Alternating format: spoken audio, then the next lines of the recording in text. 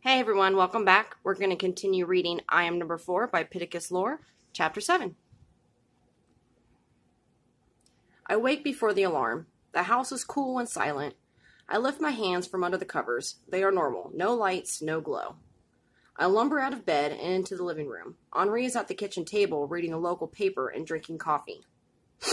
Good morning, he says. How do you feel? Like $1,000,000, I say. I pour myself a bowl of cereal and sit across from him. What are you going to do today? I ask. Errands, mostly. We're getting low on money. I'm thinking of putting in a transfer at the bank. Lorien is, or was, depending on how you look at it, a planet rich of natural resources. Some of those resources were precious gems and metals. When we left, each Sapon was given a sack full of diamonds, emeralds, and rubies to sell when we arrived on Earth. Henri did, and then deposited the money into an overseas bank account. I don't know how much there is, and I never ask, but I know it's enough to last us 10 lifetimes, if not more. Henri makes withdrawals from it once a year, give or take. I don't know, though, he continues. I don't want to stray too far in case something else happens today. Not wanting to make a big deal of yesterday, I wave the notion away. I'll be fine. Go get paid. I look out the window. Dawn is breaking, casting a pale light over everything. The truck is covered with dew. It's been a while since we've been through a winter. I don't even own a jacket and have outgrown most of my sweaters. It looks cold out, I say. Maybe we can go clothes shopping soon? He nods. I was thinking about that last night, which is why I need to go to the bank. Then go, I say. Nothing is going to happen today. I finish the bowl of cereal, drop the dirty dish into the sink, and jump into the shower. 10 minutes later, I'm dressed in a pair of jeans and a black thermal shirt, the sleeves pulled to my elbows. I look in the mirror and down at my hands. I feel calm. I need to stay that way. On the way to school, Henri hands me a pair of gloves. Make sure you keep these with you at all times. You never know.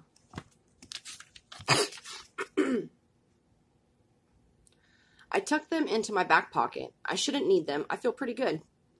At the school, buses are lined up in front. Henri pulls up to the side of the building. I don't like you not having a phone, he says. Any number of things could go wrong. Don't worry, I'll have it back soon. He sighs and shakes his head. Don't do anything stupid. I'll be right here at the end of the day. I won't, I say, and get out of the truck. He pulls away.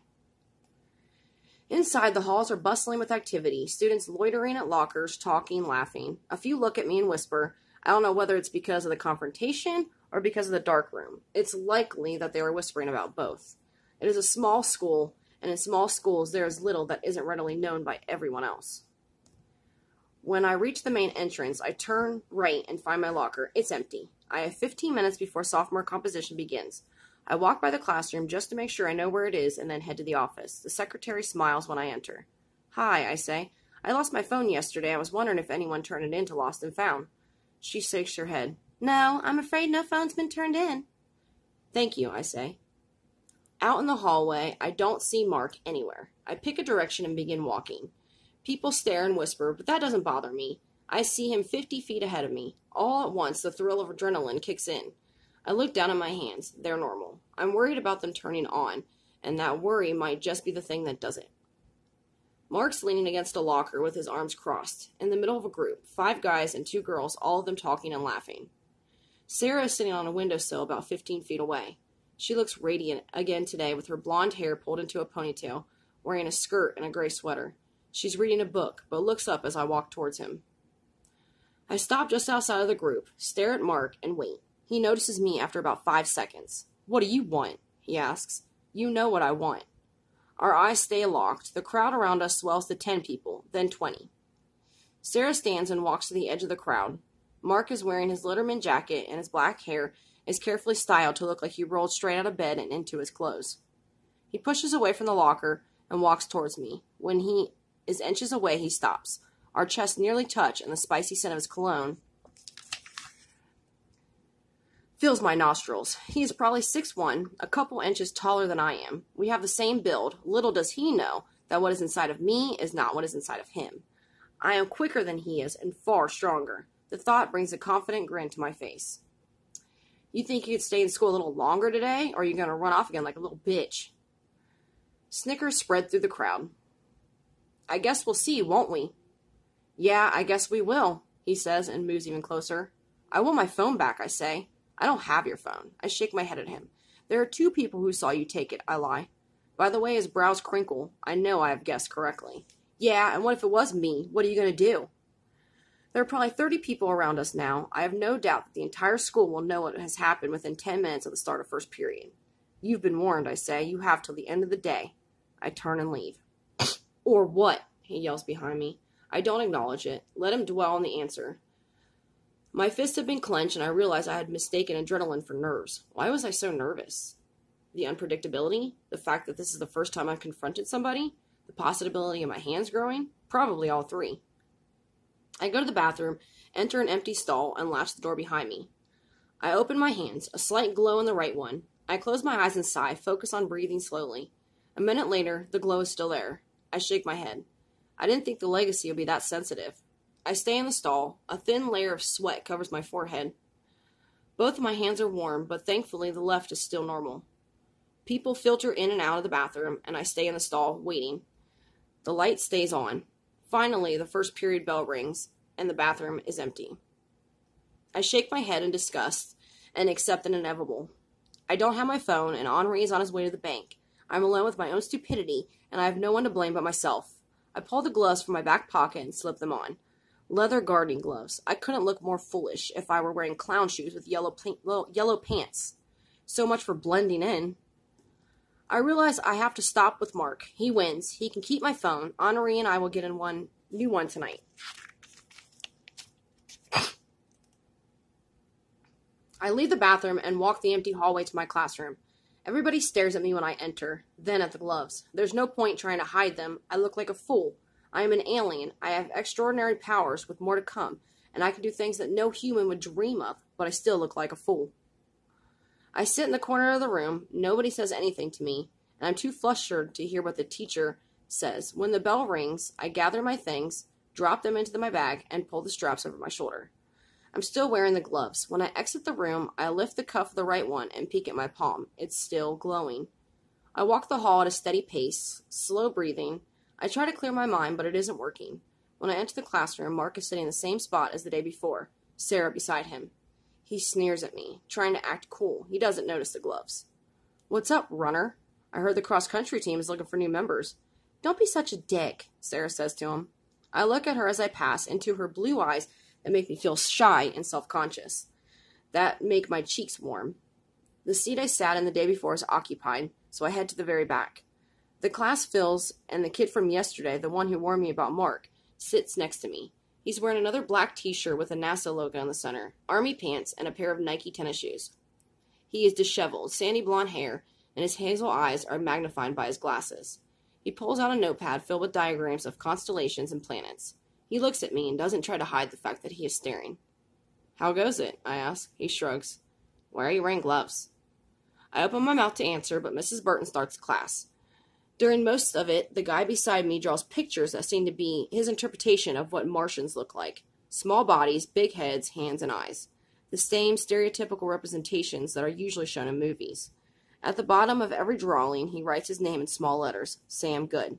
He notices me watching, and I look away. As Mrs. Burton lectures on Saturn's 61 moons, I look at the back of Mark's head. He's hunched over his desk, writing. Then he sits up and passes a note to Sarah. She flicks it back at him without reading it. It makes me smile. Mrs. Burton turns off the lights and starts a video. The rotating planets being projected on the screen of the front of the class makes me think of Lorien. It is one of the 18 life-sustaining planets in the universe. Earth is another. Mogador, unfortunately, is another.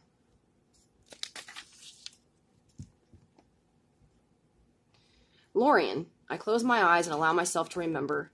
An old planet, 100 times older than Earth. Every problem that Earth now has, pollution, overpopulation, global warming, food shortages, Lorien also had. At one point, 25,000 years ago, the planet began to die. This was long before the ability to travel through the universe, and the people of Lorien had to do something in order to survive. Slowly but surely, they made a commitment to ensure that the planet would forever remain self-sustaining by changing their way of life, doing away with everything harmful, guns and bombs, poisonous chemicals, pollutants, and over time the damage began to reverse itself. With the benefit of evolution, over thousands of years, certain citizens, the Guard, developed powers in order to protect the planet and to help it. It was as though Lorien rewarded my ancestors for their foresight, for their respect. Mrs. Burton flicks the lights on. I open my eyes and look at the clock. Class is almost over. I feel calm again, and I'd completely forgotten about my hands. I take a deep breath and flip open the cuff of the right glove. The light is off. I smile and remove both gloves. Back to normal.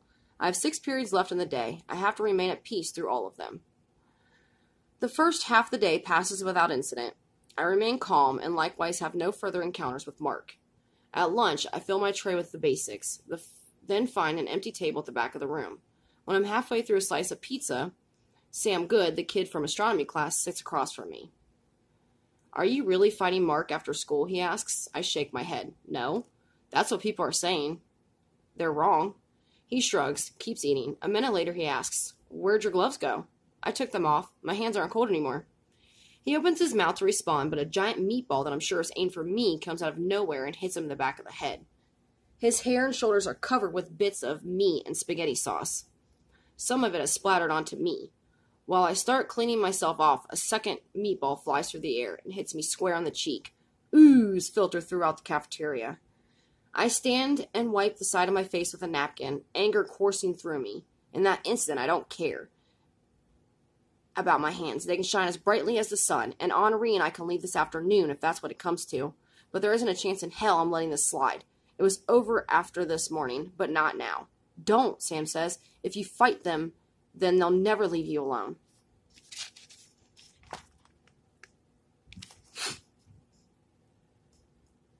I start walking. A hush falls over the cafeteria. 100 sets of eyes focus on me. My face twists into a scowl. 7 people are sitting at Mark James's table. All guys. All 7 of them stand as I approach. You got a problem? One of them asks me. He's big built like an offensive lineman. Patches of reddish hair grow on his cheeks, and chin as though he's trying to grow a beard. It makes his face look dirty. Like the rest of them, he's wearing a Letterman jacket. He crosses his arms and stands in my way. This doesn't concern you, I say. You'll have to go through me to get to him. I will if you don't get out of my way. I don't think you can, he says.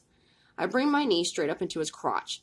His breath catches in his throat and he doubles over. The whole lunchroom gasps. I warned you, I say, and I step over him and walk straight for Mark. Just as I reach him, I'm grabbed from behind. I turn with my hands clenched into fists, ready to swing, but at the last second I realize it's the lunchroom attendant. That'll be enough, boys. Look what he just did to Kevin, Mr. Johnson, Mark says. Kevin is still on the ground, holding himself. His face is beet red. Send him to the principal. Shut up, James. All 4 of you are going. Don't think I didn't see you throw those meatballs, he said, and looks at Kevin still on the floor. Get up. Sam appears from nowhere. He has tried to wipe the mess from his hair and shoulders. The big pieces are gone, but the sauce is only smeared. I'm not sure why he's here. I look down at my hands, ready to flee at the first hint of light, but to my surprise, they're off. Was it because of the urgency of the situation, allowing me to approach without preemptive nerves? I don't know. Kevin stands and looks at me. He is shaky, still having trouble breathing. He grips the shoulder of the guy beside him for support. You'll get yours, he says. I doubt it, I say. I'm still scowling, still covered in food. To hell with wiping it away. The 4 of us walk to the principal's office. Mr. Harris is sitting behind his desk, eating a microwavable lunch, a napkin tucked into the neck of his shirt. Sorry to interrupt. We had a slight disruption during lunch. I'm sure these boys would be happy to explain, the lunchroom attendant says. Mr. Harris sighs, pulls the napkin from his shirt, and throws it into the trash. He pushes his lunch to the side of his desk with the back of his hand. Thank you, Mr. Johnson. Mr. Johnson leaves, closing the office door behind him, and the 4 of us sit. So, who wants to start? The principal asks, irritation in his voice. I stay silent. The muscles in Mr. Harris's jaw are flexed. I look down at my hands, still off. I place them palms down on my jeans just in case. After 10 seconds of silence, Mark sits. Somebody hit him with a meatball. He thinks it was me, so he needs Kevin in the balls. Watch your language, Mr. Harris says, and then turns to Kevin. You okay? Kevin, whose face is still red, nods. So who threw the meatball? Mr. Harris asks. I say nothing, still seething, irritated at the whole scene. I take a deep breath to try to calm myself. I don't know, I say. My anger has reached new levels. I don't want to have to deal with Mark through Mr. Harris and would rather take care of the situation myself, away from the principal's office. Sam looks at me in surprise. Mr. Harris throws his hands up in frustration. Well then, why the hell are we here, you boys? Why in the hell are you boys here? Watch your language, Mr. Harris says, and then turns to Kevin. You okay? Kevin, whose face is still red, nods. So who threw the meatball? Mr. Harris asks. I say nothing, still seething, irritated at the whole scene. I take a deep breath to try to calm myself. I don't know, I say. My anger has reached new levels. I don't want to have to deal with Mark through Mr. Harris, and would rather take care of the situation myself, away from the principal's office. Sam looks at me in surprise. Mr. Harris throws his hands up in frustration. Well then, why in the hell are you boys here? That's a good question, says Mark. We were simply eating our lunch. Sam speaks. Mark threw it. I saw him, and so did Mr. Johnson. I look over at Sam. I know he didn't see it because his back was turned the first time. The second time he was busy cleaning himself off. But I'm impressed at him saying so, for his taking my side knowing it will put him in danger with Mark and his friends. Mark scowls at him. Come on, Mr. Harris. Mark pleads. I have the interview with the Gazette tomorrow and the game on Friday. I don't have time to worry about this crap. I'm being accused of something I didn't do. It's hard to stay focused with this shit going on. Watch your mouth, Mr. Harris yells. It's true. I believe you, the principal says and sighs very heavily. He looks at Kevin, who is still struggling to catch his breath. Do you need to go to the nurse? I'll be fine, Kevin says. Mr. Harris nods. You two forget about the lunchroom incident. And Mark, get your mind straight. We've been trying to get this article for a while now. They might put us on the front page. Imagine that. The front page of the Gazette, he smiles. Thank you, Mark says. I'm excited about it. Good. Now you two can leave. They go, and Mr. Harris gives a hard look at Sam. Sam holds his gaze. Tell me, Sam, and I want the truth. Did you see Mark throw the meatball? Sam eyes narrows. He doesn't look away. Yes. The principal shakes his head. I don't believe you, Sam, and because of that, here's what we're going to do. He looks at me. So a meatball was thrown. 2, Sam interjects. What? Mr. Harris asks, again glowering at Sam. There were 2 meatballs thrown, not 1. Mr. Harris slams his fist on the desk. Who cares how many there were? John, you assaulted Kevin. An eye for an eye. We'll let it go at that. Do you understand me? His face is red, and I know it's pointless to argue. Yep, I say. I don't want to see you two in here again, he says. You're both dismissed. We leave his office. Why didn't you tell him about your phone, Sam asks. Because he doesn't care. He just wanted to go back to his lunch, I say. And be careful. I tell him, you'll be on Mark's radar now. I have home economics after lunch, not because I necessarily care about cooking, but because it was either that or choir. And while I have many strengths and powers that are considered exceptional on Earth, singing is not one of them. So I walk into home ec and take a seat. It's a small room, and just before the bell rings, Sarah walks in and sits next to me. Hi, she says. Hi. Blood rushes to my face and my shoulders stiffen. I grab a pencil and begin to twirl it in my right hand while my left bends back the corners of my notepad. My heart is pounding. Please don't let my hands be glowing. I peek at my palm and breathe a sigh of relief.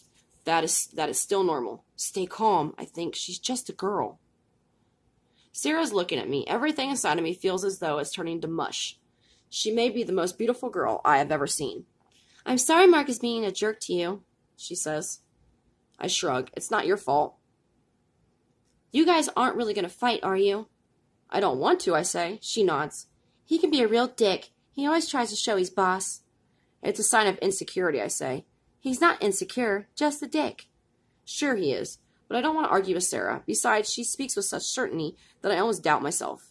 She looks at the spots of spaghetti sauce that have dried on my shirt, then reaches over and pulls hardened piece from my hair. Thanks, I say. She sighs. I'm sorry that happened. She looks me in the eye. We're not together, you know. No? She shakes her head. I'm intrigued that she felt the need to make that clear to me. After 10 minutes of instruction on how to make pancakes, none of which I actually hear, the teacher, Mrs. Benshoff, pairs Sarah and me together. We enter a door at the back of the room that leads to the kitchen, which is about 3 times the size of the actual classroom. It contains 10 different kitchen units, complete with refrigerators, cabinets, sinks, ovens.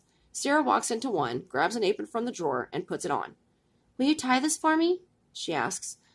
I pull too much on the bow and have to tie it again. I can feel the contours of her lower back beneath my fingers. When hers is tied, I put mine on and start to tie it myself. Here, silly, she says, and then takes the straps and does it for me. Thanks. I try cracking the first egg, but do it too hard, and none of the egg actually makes it into the bowl. Sarah laughs. She places a new egg in my hand and takes my hand in hers and shows me how to crack it on the rim of the bowl. She leaves her hand on mine for a second, longer than is necessary. She looks at me and smiles. Like that. She mixes the batter, and strands of hair fall into her face while she works. I desperately want to reach over and tuck the loose strands behind her ear, but I don't. Mrs. Benshoff comes into our kitchen to check our progress. So far so good, which is all thanks to Sarah, since I have no idea what I'm doing. "How do you like Ohio so far?" she asks. "It's okay. I could have used a better first day of school." She smiles. "What happened anyway? I was worried about you." "Would you believe if I told you I was an alien?" "Shut up," she says playfully. "What really happened?" I laugh. I have really bad asthma. For some reason, I had an attack yesterday. I say and feel regret at having to lie. I don't want her to see weakness within me, especially weakness that is untrue. "Well, I'm glad you feel better." We make 4 pancakes. Sarah stacks all of them onto one plate. She dumps an absurd amount of maple syrup over them and hands me a fork. I look at the other students. Most are eating off of 2 plates. I reach over and cut a bite. "Not bad," I say while chewing. I'm not hungry in the least, but I help her eat all of them. We alternate bites until the plate is empty.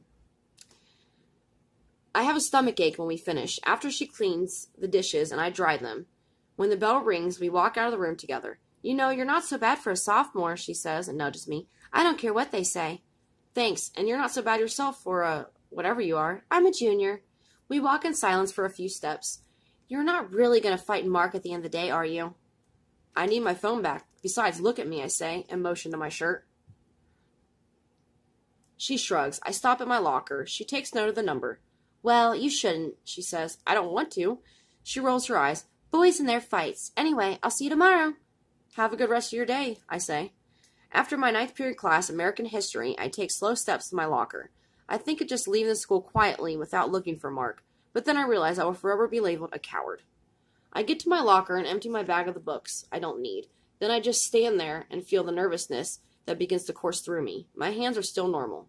I think of throwing the gloves on as a precaution, but I don't. I take a deep breath and close the locker door. "Hi." I hear the voice startling me. It's Sarah. She's glancing behind me and looks back at me. "I have something for you." "It's not more pancakes, is it?" I still feel like I'm about to burst. She laughs nervously. "It's not pancakes. But if I give it to you, you have to promise me you won't fight." "Okay," I say. She looks behind her again and quickly reaches into the front of her bag. She pulls out my phone and gives it to me. "How'd you get this?" She shrugs. "Does Mark know?" "Nope. So are you going to be a tough guy?" she asks. "I guess not." "Good." "Thank you," I say. I can't believe she went to such lengths to help me. She barely knows me, but I'm not complaining. "You're welcome," she says, then turns and rushes down the hall. I watch her the whole way, unable to stop smiling. When I head out, Mark James and 8 of his friends meet me in the lobby. "Well, well, well," Mark says. "Actually made it through the day, huh?" "Sure did, and look what I found," I say, holding up my phone for him to see. His jaw drops. I pass by him, head down the hall, and walk out of the building. Chapter 8.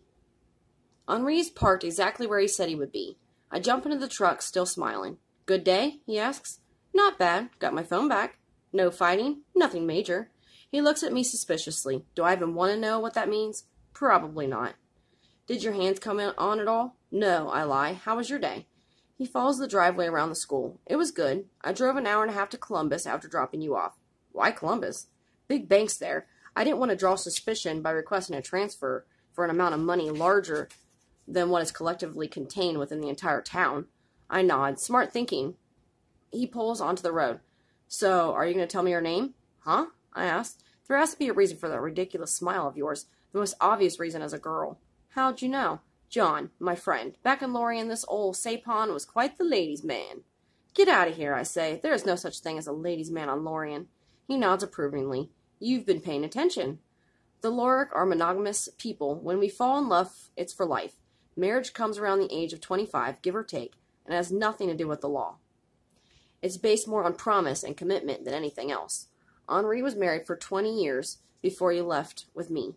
10 years have passed, but I know he still misses his wife every single day. "So, who is she?" he asks. "Her name is Sarah Hart. She's the daughter of the real estate agent you got the house from. She's in 2 of my classes. She's a junior." He nods. "Pretty?" "Absolutely. And smart." "Yeah," he draws out slowly. "I've been expecting this for a long time now. Just keep in mind that we might have to leave at a moment's notice." "I know," I say, and the rest of the trip home is made in silence. When I get home, the Lore chest is sitting on the kitchen table. It's the size of a microwave oven, almost perfectly square, 1.5 by 1.5 feet. Excitement shoots through me. I walk up to it and grab the lock in my hand. I think I'm more excited about learning how this is unlocked than about what is actually in it, I say. Really?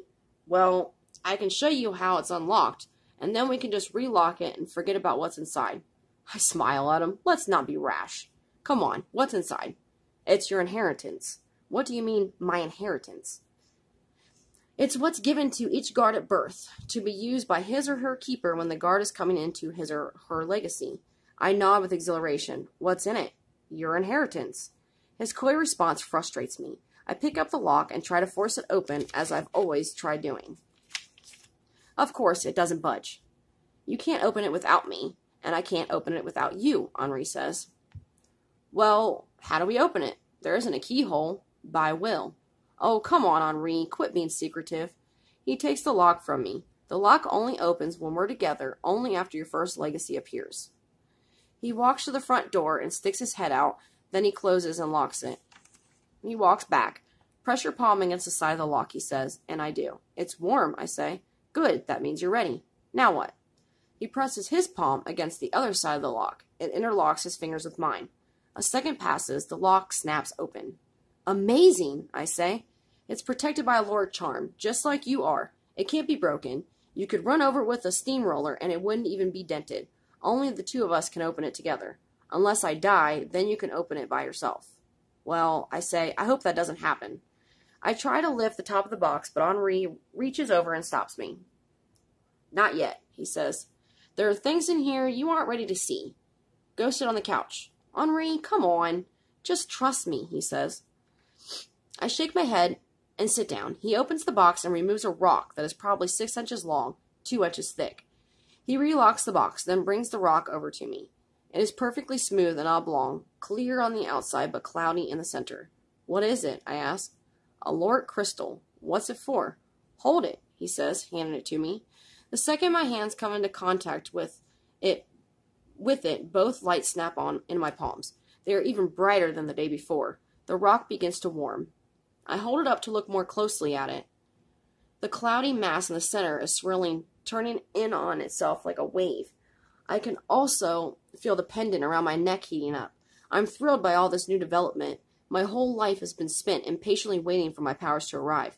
Sure, there were times when I hoped they never would, mainly so we could finally settle down somewhere and live a normal life. But for now, holding a crystal that contains what looks like a ball of smoke in its center, and knowing my hands are resistant to heat and fire, that more legacies are on the way that will then be followed by my major power, the power that will allow me to fight, well, it's all pretty cool and exciting. I can't wipe the smile from my face. What is happening to it? It's tied to your legacy. Your touch activates it. If you weren't developing lumen, then the crystal itself would light up the way your hands are. Instead, it's the other way around. I stare at the crystal, watching the smoke circle and glow. Shall we start? Henri asks. I nod my head rapidly. Hell yes. The day has turned cold. The house is silent, aside from the occasional gust of wind rattling the windows. I lie on my back on top of the wooden coffee table. My hands dangle over the sides. At some point, Henri will build a fire beneath them. My breathing is slow and steady, as Henri has instructed. You have to keep your eyes closed, he says. Just listen to the wind. There might be a slight burning in your arms when I drive the crystal up them. Ignore it as best you can. I listen to the wind blow through the trees outside. I can somehow feel them sway and bend. Henri begins with my right hand. He presses the crystal against the back of it, then pushes it up my wrist and onto my forearm. There is a burn, as he has predicted, but not enough of one to make me pull my arm free. Let your mind drift, John. Go where you need to go. I don't know what he's talking about, but I try to clear my mind and breathe slowly. All at once I feel myself drift away. From somewhere I can feel the sun's warmth upon my face, and a wind far warmer than what is blowing beyond our walls. When I open my eyes, I'm no longer in Ohio. I'm above a vast expanse of treetops, nothing but jungle as far as the eye can see. Blue sky, the sun beating down, a sun almost double the size of Earth's. A warm, soft wind blows through my hair. Down below, rivers forge deep ravines that cut through the greenery. I am floating above one of them. Animals of all shapes and sizes, some long and slender, some with short arms and stout bodies, some with hair, and some with dark-colored skin that looks rough to the touch, are drinking from the cool waters of the river's bank. There is a bend in the horizon line far off in the distance, and I know that I am on Lorien. It's a planet 10 times smaller than Earth, and it's possible to see the curve of its surface when looking from far enough away. Somehow I'm able to fly. I rush up and twist in the air, then torpedo down and speed along the river's surface. The animals lift their heads and watch in curiosity, but not with fear. Lorien in its prime, covered with growth, inhabited by animals. In a way, it looks like what I imagine Earth looked like millions of years ago, when the land ruled the lives of its creatures before humans arrived and started ruling the land. Lorien in its prime. I know that it no longer looks like this today. I must be living in a memory. Surely it isn't my own. And then the day skips ahead to darkness. Off in the distance, a great display of fireworks begins, rising high in the sky and exploding into shapes of animals and trees, with the dark sky and the moons and a million stars serving as a brilliant backdrop. I can feel their desperation, I hear from somewhere. I turn and look around me. There is nobody there. They know where one of the others is, but the charm still holds. They can't touch her until they've killed you first, but they continue to track her. I fly up high, then dip low, seeking the source of the voice. Where is it coming from? Now is when we have to be most cautious. Now is when we have to stay ahead of them. I push forward towards the fireworks. The voice unnerves me. Perhaps the loud booms will drown it out. They had hoped to kill us all well before your legacies developed, but we've kept hidden. We have to stay calm. The first 3 panicked. The first 3 are dead. We have to stay smart and cautious. When we panic is when mistakes are made. They know it will only get harder for them the more developed the rest of you are. And when you are all fully developed, the war will be waged. We will hit back and seek our revenge, and they know it. I see the bombs fall from miles above Lorien's surface. Explosions shake the ground, and the air screams carry on the wind. Bursts of fire sweep across the land and the trees. The forest burns. There must be 1,000 different aircraft, all dropping from high in the sky to land on Lorien. Mogadorian soldiers pour out, carrying guns and grenades that hold powers far greater than what is used in warfare here. They are taller than we are, and still look similar except in the face. They have no pupils, and their irises are a deep magenta color, some of them black. Dark, heavy circles rim their eyes, and there's a pallor to their skin, an almost discolored, bruised quality to it. Their teeth glint between lips that never seem to close, teeth that look filed, coming to an unnatural point. The beasts of Mogador come off the plains, close behind, the same cold look in their eyes. Some of them are as big as houses, razor teeth showing, roaring so loud that it hurts my ears. We got careless, John. That is how we were defeated so easily, he says. I know now that the voice I'm hearing is Henri's, but he is nowhere to be seen, and I can't take my eyes off the killing and the destruction below me to look for him. People are running everywhere, fighting back. As many Mogadorians as Lorik are being killed, but the Lorik are losing the battle against the beasts, which are killing over our people by the dozens. Breathing fire, gnashing teeth, viciously swinging arms and tails. Time is speeding along, going much faster than normal. How much has passed? An hour? 2? The guard lead the fight, their legacies on full display. Some are flying, some able to run so fast that they become a blur, and some disappear entirely. Lasers shoot from hands, bodies become engulfed in flames. Storm clouds are brewed, coupled with harsh winds above those able to control the weather. But they are still losing. They are outnumbered 500 to 1. Their powers are not enough. Our guard had dropped. The Mogadorians had planned well, picking that exact moment when they knew we were at our most vulnerable, when the planet's elders were gone. Pittacus Lore, the greatest of them, the leader, had assembled them before their attack. Nobody knows what happened to them, or where they went, or if they are even still alive. Perhaps the Mogadorians took them out first, and once the elders were out of the way, that is when they attacked. All we really know is that there was a column of shimmering white light that shot into the sky, as far as anyone could see on the day the elders assembled. It lasted the entire day, then vanished. We, as a people, should have recognized it as a sign that something was amiss, but we didn't. We have no one to blame but ourselves for what happened. We were lucky to get anyone off the planet, much less 9 young guard who might someday continue the fight and keep our race alive. Off in the distance, a ship shoots high and fast into the air, a blue stream following it. I watch it from my vantage point in the sky until it disappears. There is something familiar about it. And then it dawns on me. I am in that ship, and Henri is too. It's the ship carrying us to Earth. The Lorg must have known they were beaten. Why else would they send us away? Useless slaughter. That is how it all looks to me. I land on the ground and walk through a ball of fire. Rage sweeps through me. Men and women are dying. Guard and Sapon, along with defenseless children. How can this be tolerated? How can the hearts of the Mogadorians be so hardened as to do all this? And why was I spared? I lunge at a nearby soldier, but go straight through him and fall down. Everything I am witnessing has already happened. I'm a spectator of our own demise, and there's nothing I can do. I turn around and face a beast that must be 40 feet tall, broad-shouldered, with red eyes and horns 20 feet in length. Drool falls from his long, sharp teeth. It lets out a roar and then lunges. It passes through me, but takes out dozens of Lorgs around me. Just like that, every one of them gone, and the beast keeps going, taking out more Lorg. Through the scene of destruction, I hear a scratching noise, something separate from the carnage on Lorien. I am drifting away, or drifting back. 2 hands press down upon my shoulders. My eyes snap open, and I'm back in our home in Ohio. My arms are dangling over the coffee table. Inches below them are 2 cauldrons of fire, and both of my hands and wrists are completely submerged in the flames. I don't feel the effects of it at all. Henri stands over me. The scratching I heard a minute ago is coming from the front porch. "What is that?" I whisper.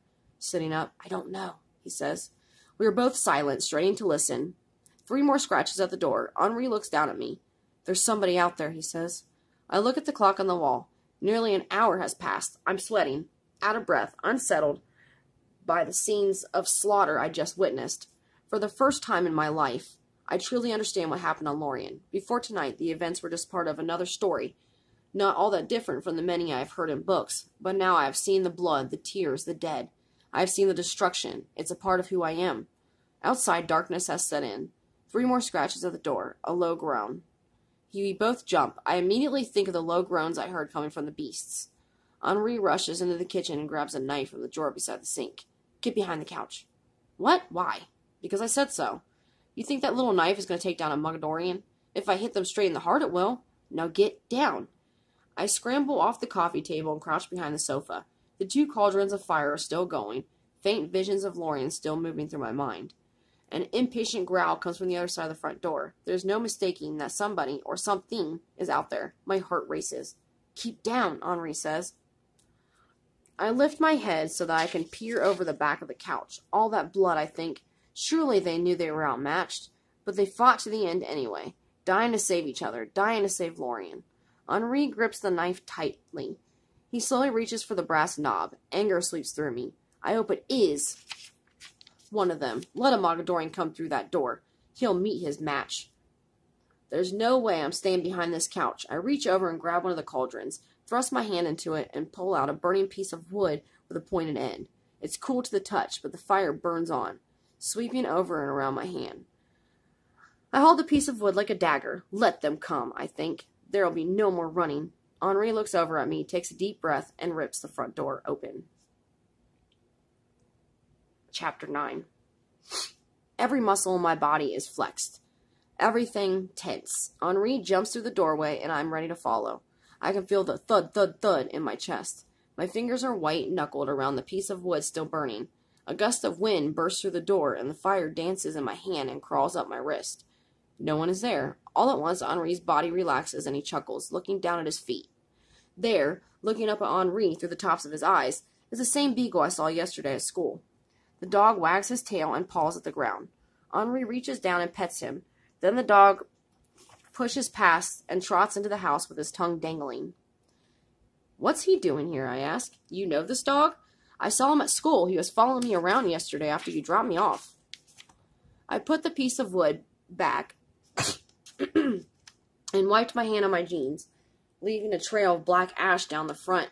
The dog sits at my feet and looks up expectantly, his tail thumping against the hardwood floor.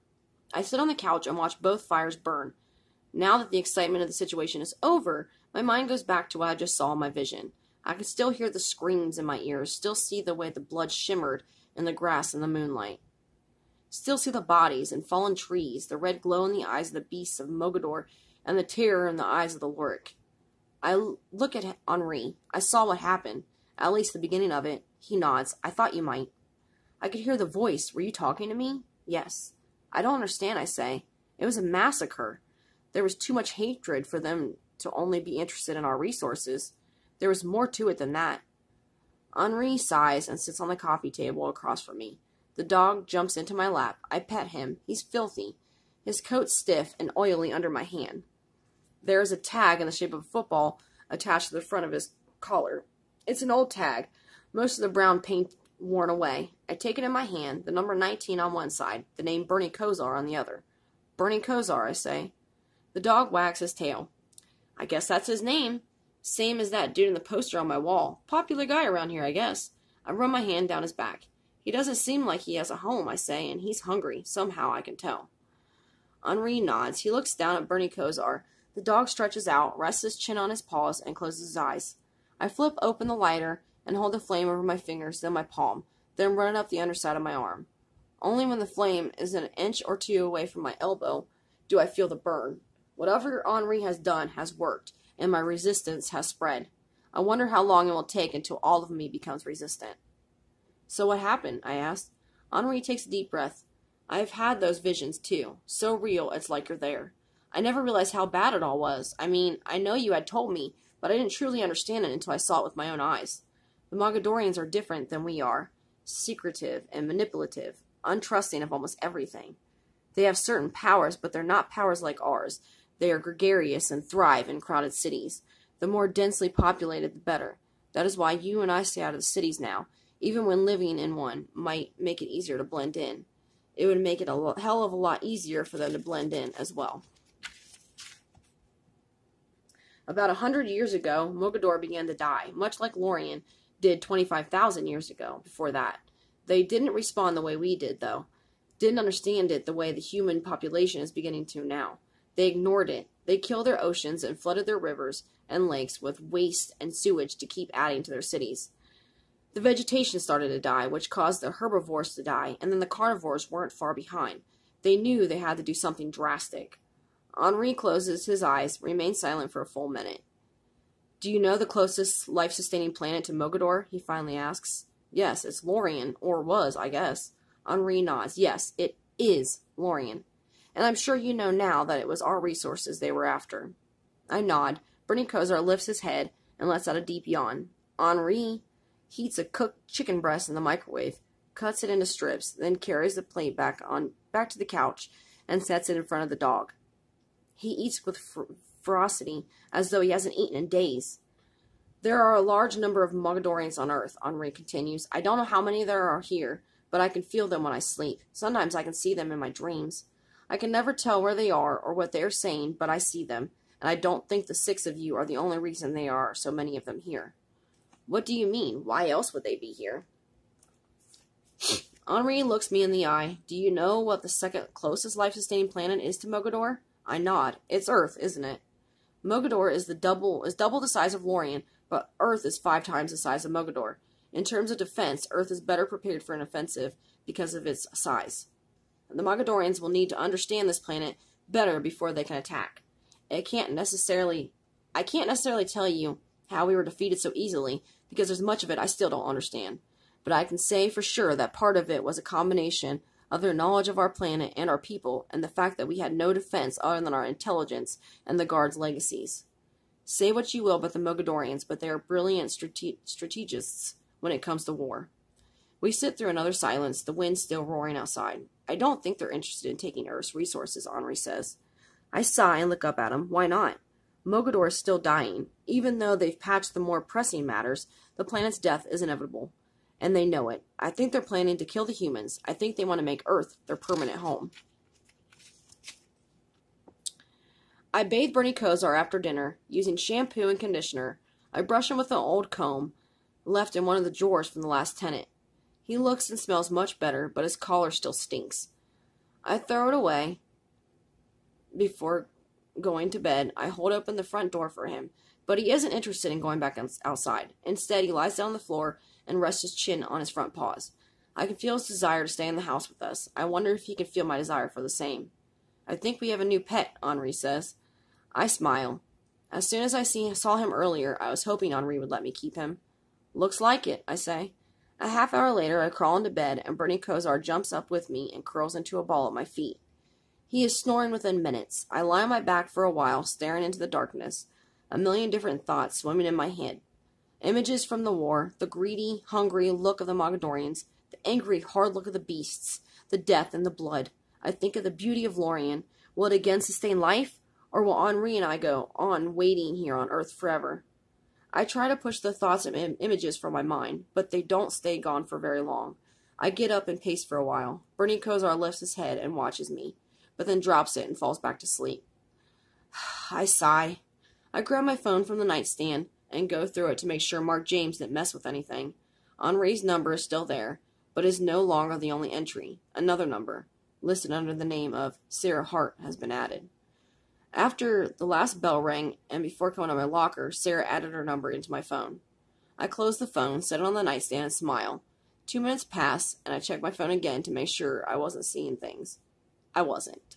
I snap it shut and set it down, only to lift it again 5 minutes later just to look at her number again. I don't know how long it takes me to fall asleep, but I eventually do. When I wake in the morning, my phone is still in my hand, resting against my chest. Alright guys, that's going to be it for today. Thank you for listening and following along with me.